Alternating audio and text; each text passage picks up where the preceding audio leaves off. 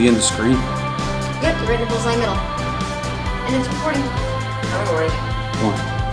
But you're not smiling. Well, I'm not ready to shoot yet.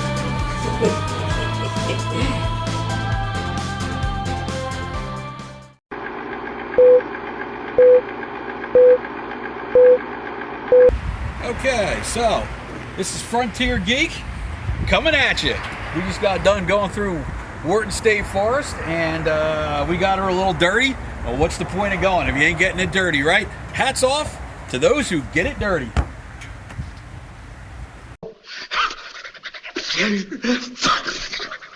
What's the matter with you? I'm trying to think, but nothing happens. Hey there, FG fans. FG back again. So, here's some progress here. Yeah, I'm a little late on posting this. I think my last update was, wow, nearly a month ago. I've been trying to do every 2 weeks, but lately that's been pretty tough. Going to try to get back on schedule soon. Anyway, here, let me pan back here a little bit. Okay, so this equipment right here was in place before.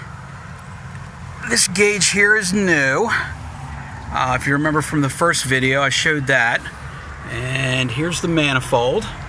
And that came out pretty good. And I got it mounted down now. I think I'm going to 3D print some mounts for the pressure regulators. I think in maybe this week or next week to see if I can get some time to pull that off. And bear with me here for a minute. I'm going to move around the truck and get around to the other side and show you what's going on next. Okay, so here's the view from the back side. So obviously all of the gauge faces are basically pointing to the passenger side of the truck. So all I have to do is be over there and I can go ahead and make whatever adjustments I need. And here is the fill cap for the Schrader valve, which is currently all I have. No onboard air yet as far as a actual compressor. That's going to be part 3 of the project. I'm thinking either ARB or Viair compressor most likely. So if I pan over here a little bit, you'll see, whoop, a little jitter there. All right, you can see the back of the gauge here, obviously. So I got a T here, added another one, another T right here. So obviously the gauge is poked into there, and this block off right here with the plug is where the compressor is ultimately going to get connected. Again, this is the pressure relief valve right here, which is 125 psi blow off, and this is the on-off switch at 70 and 100 psi on and off. And I think what I'm probably going to do, if I pan back here a little bit, oh yeah, that's the hook for the tonneau cover.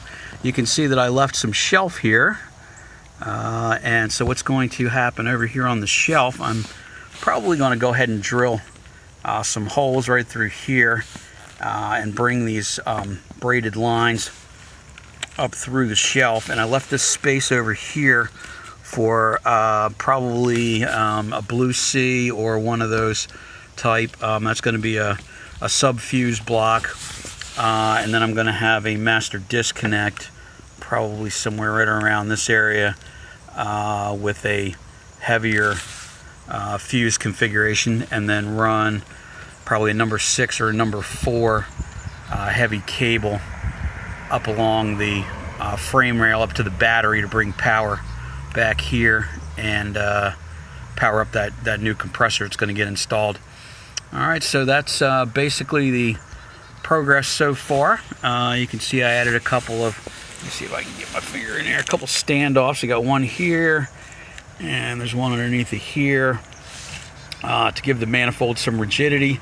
See, it does have a little bit of movement, but it doesn't weigh that much. So on its own, with its own inertia, even over some very bouncy roads, I'm not predicting any real problems here. As far as that moving around, I think I've got it tied down pretty well. But as I had mentioned earlier, where these mounts are, let me see if I can move across a little bit, give you a better view. Yeah, these mounts are pretty temporary and kind of rigged. Not exactly how I'm expecting them to stay.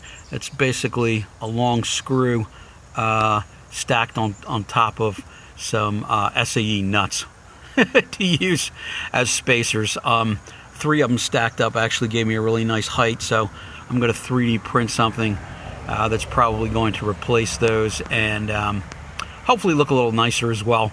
So that's basically the project for today. Bear with me a moment. Come back around the other side. I'm just going to point out something here quickly. All right, so you see, as I was mentioning, that I have these 2 liquid-filled gauges, and these are glycerin-filled. They're supposed to be pretty good gauges, but the interesting thing is that every other gauge that I'm attaching to seems to be telling me that these are under reading, so I'm going to have to get used to that. The one in the back is the newer one of the 2. That one's tank pressure. And it looks like it's indicating around 60, although it actually seems to be pretty much more like very close to 70. So not sure exactly what's happening there, but I was hopeful that these would be a little more accurate than that. I was expecting 2 to 5% variation. That's a pretty big difference, so I'll just have to get used to the fact that these don't read perfectly. These gauges up here actually the cheaper ones that came from South Korea, along with the regulators, actually seem to be reading a lot more accurately to what's really happening here. So I'm going to pan back over here again, and yeah, that's pretty much where we're at. So I'm keeping about 22-ish pounds of pressure in the snubber tanks, these 2 guys here, and over on the other side, the reserve tank, when I actually get the main compressor connected, is going to usually ride at about 100 psi, and we'll go from there. And probably sometime along the way there'll probably be a part 3, and probably do an update when the other pressure regulator gets actually connected to its function, which, if you caught the first video, really quick brief recap is that that's actually going to be connected to some kind of nozzles. I'm going to figure out how I'm going to do that exactly. Some sort of spray arrangement, which is going to blow compressed air onto my Hero cameras. So when we're off-roading and all the dust is collecting on the lenses and making everything really messy, before the view, especially from underneath, was often, sadly, unfortunately, pretty much unusable. So I'm really hoping that this is going to be a big correcting factor in making that footage not only nicer when I'm collecting it, but hopefully for all of you, the loyal viewers, may improve the quality there as well. So we'll see hopefully how that goes. So until next time, FG out, and take her out and get her muddy. See ya.